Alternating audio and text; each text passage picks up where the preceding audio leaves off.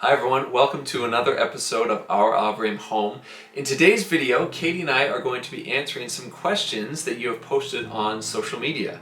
At this point in the build, we are right around the 1 year mark and we're just finished the exterior of the house and we're about to start moving indoors, and we thought this would be a perfect time to answer some questions. So let's get into it. Okay, Katie, question number one that came in has to do with storage. Are you able to create sufficient closet space for full-time living?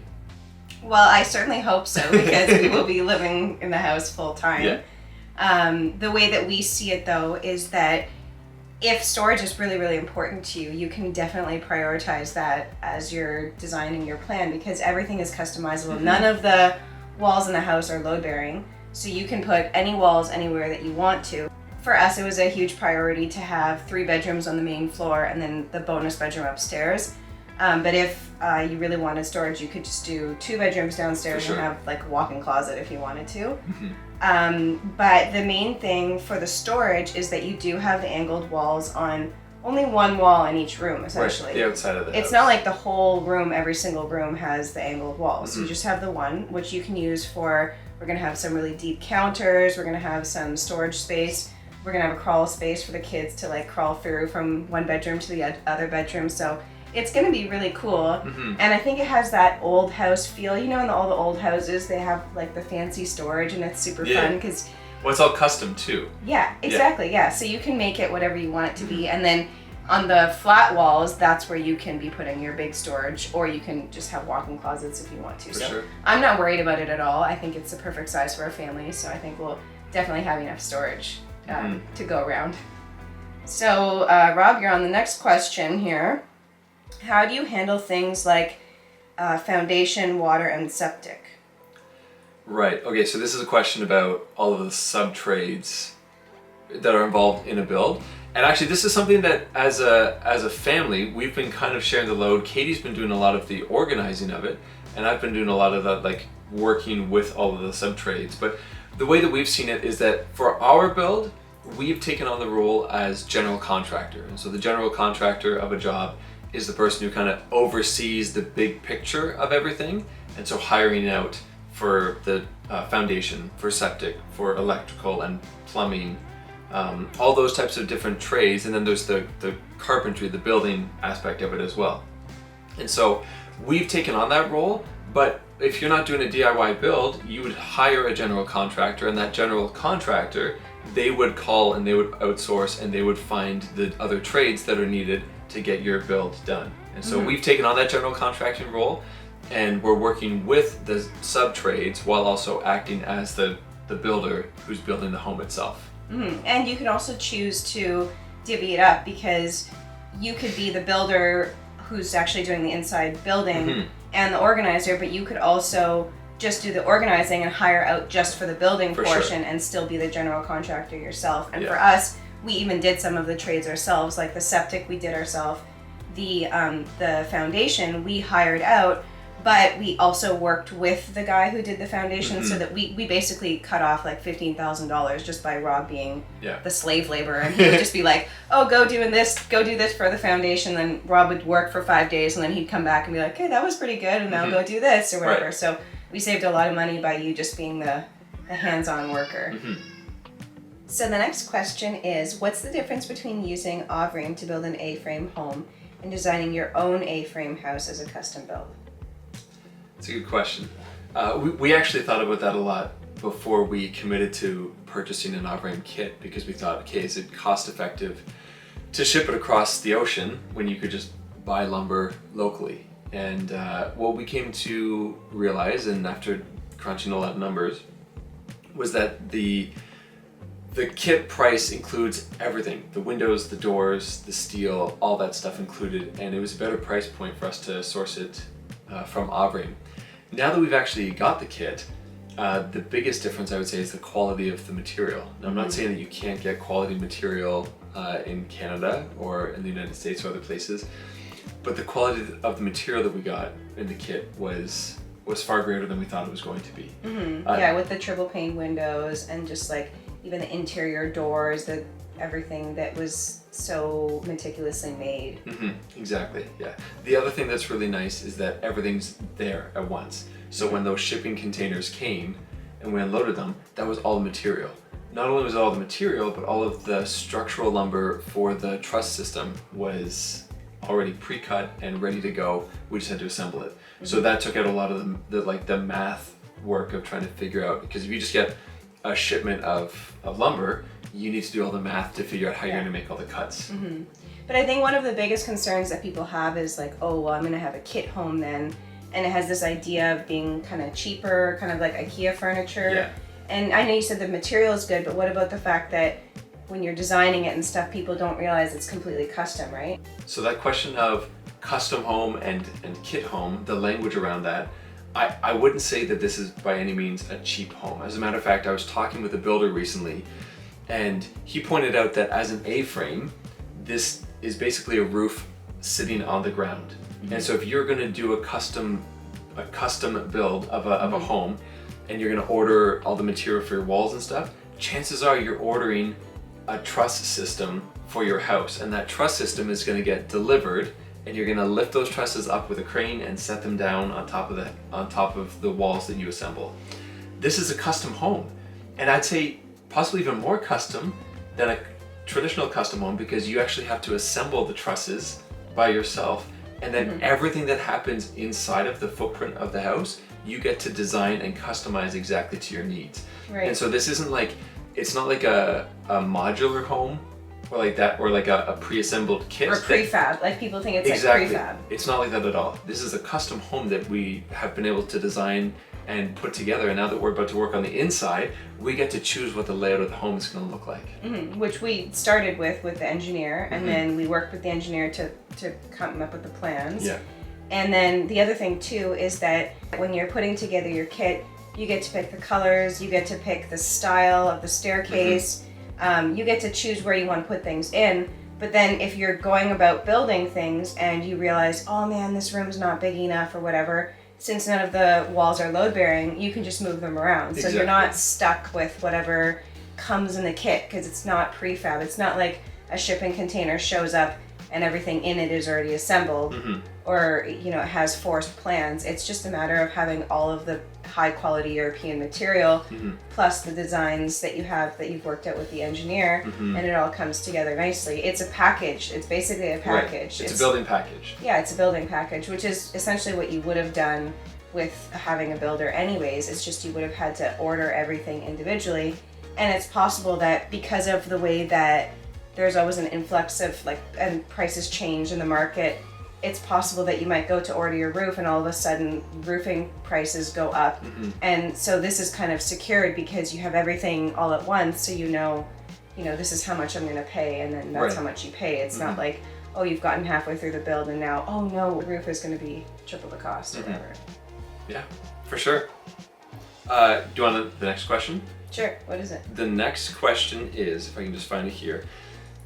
Katie, was there anything that happened that we weren't expecting up until this point in the build? Yeah, so when we were planning on doing this build, the idea was, in the Avrame plans for how long it's going to take to do things, we read that it was going to be for 2 people, X amount of hours. Right. And so we worked that out, and then what happened was we forgot about the fact that we have kids. Right. I mean, we didn't forget. We didn't forget that we have children. We just, we always saw those YouTube videos of couples, and then the kids were on the backpack, and the kids were running around and whatever, and we just assumed that our kids would just hang out while we built a house. And I don't know what people are doing on YouTube, but it's just not feasible. Yeah, we started framing in winter. Yeah, that too. So we couldn't just keep our kids outside all day, but we also homeschool, which is one factor. So it's not like we're putting our kids in school and then we have those, 8 hours of the day or whatever. It's like I'm always with the kids, right. And that's my job, and that's a responsibility that I have as a mother. And so as we were building the house, we realized, oh no, this is going to take longer because we're not 2 people. Yeah. And I was super excited too about getting to, do all the trusses with you, raise everything together. Yeah. I do remember there was one time where I had to take apart one of the dormer walls, and you happened to show up as I was putting it back together. I said, "Go for it!"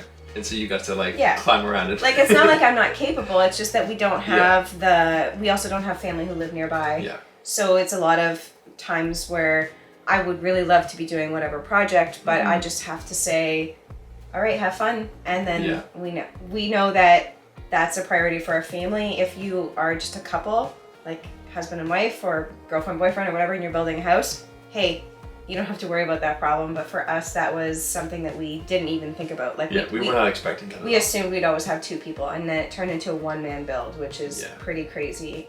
Really slowed things down. It slowed things down for sure. Yeah. Okay, so moving on to the next question is,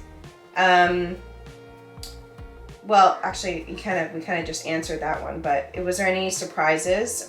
We said going slower with just one person. Going slower, and then I would add on to that because the build went slower because I was doing most of it solo. A lot of the material was just left sitting, and now when it gets sent from Avrame, it's wrapped in like fully wrapped in this like really thick, durable plastic material.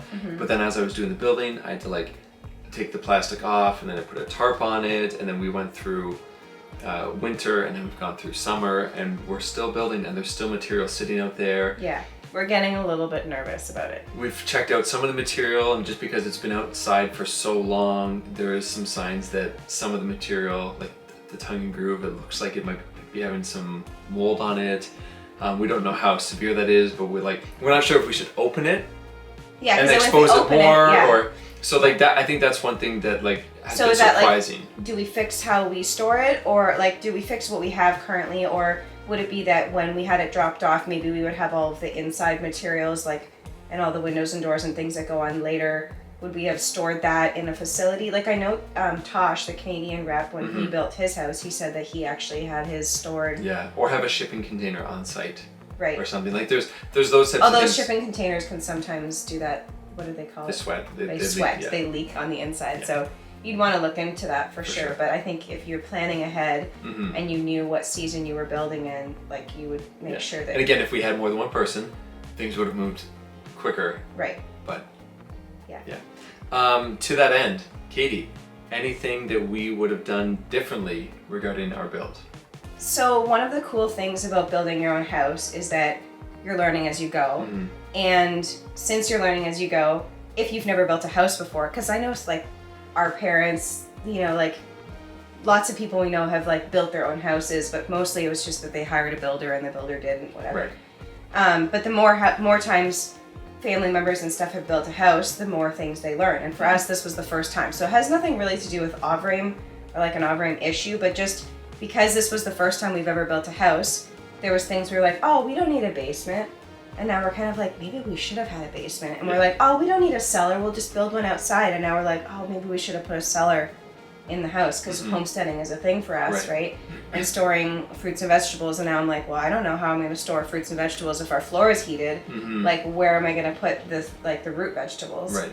And then the other concern is, well, not really concern, but we didn't plan to have a garage. Right. And that would have been if we had a garage, even if we had the garage first. Yeah. It would have been so nice for the other thing about that, which I think connects to the next question, because I remember one of the questions was, how do you handle financing? Right. And if we had planned for some of the things that we really wanted, like a garage or a basement at the beginning, then it wouldn't be adding on an additional thing. So now it's where our plan is in 5 years, maybe we'll build a garage. But if we had just factored that in at the beginning, then we would have maybe been able to afford it. But now it's kind of out of our budget. So maybe having a grander scope of what we wanted the end result to be like. Yeah. And when you're doing your budgeting and your planning, include things that are part of the grand picture, because it's not even part of our budget to do any landscaping. Right. And landscaping is another 20 or 30 grand, and we haven't even thought about how we're going to afford that. So definitely when you're doing your pricing, think about what you want your house to be when it's done. Because our plan was, we can afford to get into the house without trim, without baseboards, without you know, without even doing the second floor is kind of our plan, to Right. just like leave that out and leave it as our like second, like our basement. We're calling it almost. our unfinished basement. Even though it's upstairs. So yeah, that's definitely something that I wish we had planned, was just the bigger end picture. And then yeah, that last question was, can you talk a little bit about your financing? And they said, you know, if you're comfortable. Well, we're okay talking about finances, but thank you for being respectful with that question. But essentially, when we set out to do this project, we left a lot of space for a miracle. Yeah. Like, we didn't really have a solid idea of how we were going to come up with the funds, but we did do our build without the bank. So the reason why is because we sold a property, and then we bought this land that our house is actually on. The new house is on the back side, and the old house is on the front side, which is what we're living in right now as we build. And basically what we did was we flipped this property and sold it, and now we're actually renting. Yeah. Which is really... Which is not what we had planned at all. Yeah, which is kind of a miracle. But as we did two flips of 2 properties, we earned enough to be able to start the build. And then I might have to work, or we might have to figure out something else in the future for how we're going to finish the build. But that's why we're kind of just going 1 month at a time. And then as we have a little bit of money come in, we use the money for the project. But the nice thing about the Avrame kit is that we basically paid for everything up front. Yeah, whatever the percentage of the portions of the build is, when you purchase the kit, you've purchased the kit. Yes. And the bulk of the material has already been paid for. Yeah, so then you have confidence that you don't have to worry about... Worst case scenario, we'll have a really nice shell to live in. Yeah, exactly. And then every month we'll add a little bit more. So that's kind of how we did it. But when we've talked to the Avrame rep about pricing and stuff, he has worked with a lot of people on how they got their financing. Right. And he let me know, like, I asked him about this question in advance. He said, reach out to him because he's dealt with the financing, and for builds where the builder is doing the build, that's easier to get financing. But if not, then he has a couple of connections where the bank has seen people build these houses, so now they're comfortable with that. So it's just a matter of getting in touch, because Avrame has the resources now in Canada, especially to be able to help you figure out financing. And I'm sure in other countries too. So like, just reach out. Yeah, and you can even just send us a message too, and we can put you in touch, or you can reach out directly to Tosh. We'll definitely leave our contact information in the comments and Tosh's information, so you can reach out if you have questions. Yeah, okay, so one more question, Rob. This one's on you because I just rambled for forever. If you have no experience at all, why does it seem like you do? How do you know what you know how to do, for example, tools, etc.? Right. Like when you talk, and I'm kind of with this question too, because sometimes when you talk, you're like, hey guys, this is how you do this. And it's like, is how that do what you my voice know? sounds like? Yeah, well, I could do the, hey guys. Okay, so it's funny, because I do see in the videos with no prior building experience. Do you really have no prior building experience? Here's the thing. So when I was growing up, we did lots of renovations in the house. But that was just my dad and my brothers. Yeah. So we tore down walls, did like home renos and stuff like that. When I was 17, I worked with a builder for like a week. So like I got to help put down some subfloor, and then I think I helped sheathe a roof. And you did shop class in high school? And then that was the other thing I was gonna say. And then I did shop class in high school, and that was quite a few years ago. So like, no, but like how many years ago? Like 5 years ago? 20 years ago. 20 years was ago. probably when I finished my last shop class. And so, other than that, woodworking has always been a passion of mine. And I know sometimes Katie looks on my YouTube when we're trying to just like find something to watch together, and she's like, your YouTube's so boring, because it's all like, it's like how-to tutorials on like how to use certain tools, how to do certain construction methods and stuff. And so I feel like I've just been accumulating all this head knowledge for years and years. However, there's still certain components of building and using certain tools that still makes me nervous. Table saws, I still don't have a lot of experience with them. So when I have to use a table saw, there's this moment of, okay, am I doing this safely? Even a skill saw, there's certain ways where like, I have to make sure I'm holding it properly. Hammers and nails and drills, no problem. But a lot of it is just, YouTube is such a great resource. So I watch lots of content, and then I just put it into practice. And oftentimes during my build, I have my phone right there. Maybe you can see it in some videos where like I'm watching someone do the exact same thing I'm about to do in a video, so I can learn how to do it as well. Right. So I mean, honestly, that's the majority of it. Like I haven't been like in a full-time building setting before. I have not been formally trained in this other than high school shop class. Yeah. This is YouTube and just being brave or foolish enough to take on a project like this. Yeah, and like to encourage people out there, like I remember we finished our basement. Right, we finished our basement. Well, it was mostly just drywall and you maybe framed like a couple of walls. We put down flooring. Right. Yeah. And I remember when we did that, it was with the idea that, okay, like we feel like it's time for us to sell our house. And so we started with that. And then I remember at nighttime when the kids would be in bed, we would watch YouTube videos of people building houses. And then we kept saying to ourselves, like, these people are doing it. Like, why can't we do it? Yeah. And then we just decided to just do it. And then when you're in that position of, like, there were so many times where I would call someone who specialized in foundations or whatever. Right. And then they'd be like, oh, sorry, we can't do it for you. And then I'd call another person and they'd be like, oh, sorry, I can't do it for you. And eventually I was like, okay, there's not a lot of people up in our area because we're pretty remote. And instead of just waiting for someone to come rescue us, I started asking questions. And then I would record notes like of what they would say. And so when we would call these contractors, they would say, sorry, I can't help you. And then I'd say, okay, well, since you're an expert in the field, could you tell me how do you blah, blah, blah, blah, blah. And then they would actually spend maybe 20 minutes. And there was this guy that I would call regularly. And I'd say, hey, this is Katie, the girl who you said you can't pour the foundation for. I know we talk all the time, but could you help me with this question? And then he would spend 20 minutes. And they're these old guys in the trades who are so proud of like how far they've come. And then they see little guys like us and they're like, oh, I want to help you. And so they'll spend time talking to you. And like, you could spend a lot of time talking to them actually. So beware of that. But it's special, you know, that people really want to help people like us who are just starting out. So ask questions. Use YouTube. Call all the old people you know and young ones. Like there are people our age who are really helping us out too. So yeah. Well, anyways, that just about wraps up the questions up until this point of the build. As I always say, we have a lot more to do. We're just starting to do some of the work inside the house. And so I want to encourage you, if you're just stumbling upon this video and you haven't seen any of our other content, be sure to go back and watch because we have documented the entire build up until this point. And I want to encourage you to like and subscribe. Be sure to turn on that bell and follow us because we've got a lot of building left to do. So exciting. And if you have any questions that we didn't answer, feel free to leave them in the comments below because we would be happy to just type out a quick response as well. Thanks for watching. We'll see you next time. Bye.